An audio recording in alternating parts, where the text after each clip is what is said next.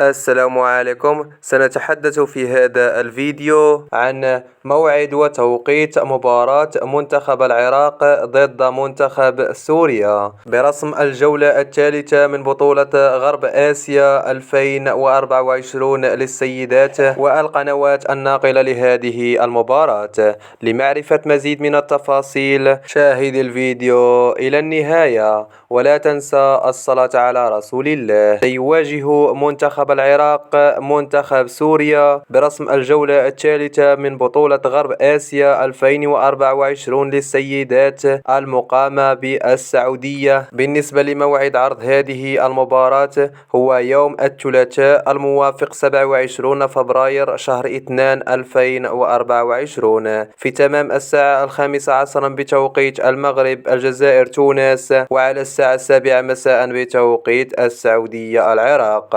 إلى هنا وصلنا إلى نهاية الفيديو. لا تنسى اترك لنا توقعك للمباراة في التعليق.